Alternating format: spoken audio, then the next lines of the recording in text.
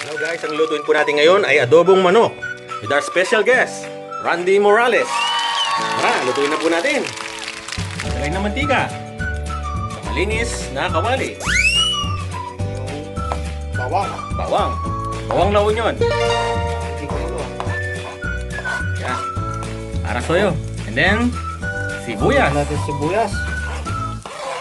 Ayan. Golden brown. Yan.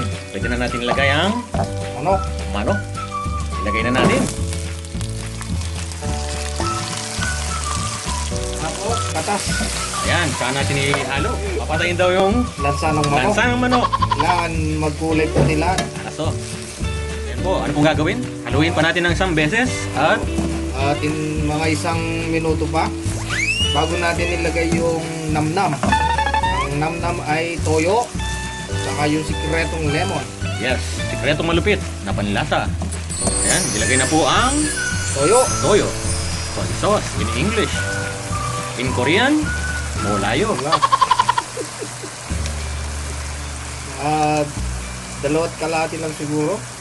Okay. Hiwa po tayo ng lemon.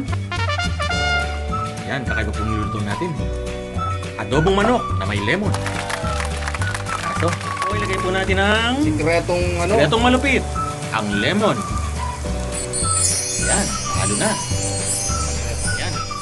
Lagyan na po daw natin ng magic sarap po natin ng sili. Yan.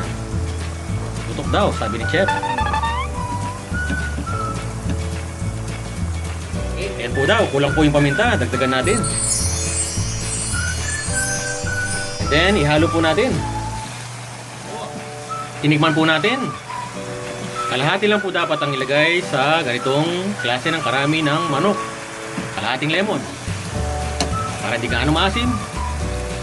Sakto lang, ang sarap. Para tamang-tama ang tipla. Yes, kuwang-kuwa ang lasa. Yung Korean. Molayo. Tingnan po natin, matuyo ang sabaw. Takpan po natin. Isa natin. Yan. Yan. Mukhang adobo. Adobo na. Obviously, adobo yung niluto natin. Patuyin muna natin ng konti. Yes. Marami pa sabon. Tawag dito ay adobong malangi, in Kapampangan. In Tagalog, adobong tuyo. Pero manok ang timpla. Korean. In Korean, dak. Tak tak tak. Pan po natin.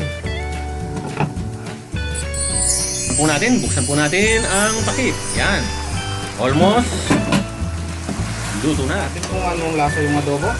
Sige. Sarap. Pwede na po natin i-serve. Ayan. Ready to serve by Chef Randy Correct. Morales. Adobong Pampanga. At yan ang ating recipe for today. Adobong malangi. Adobo with lemon.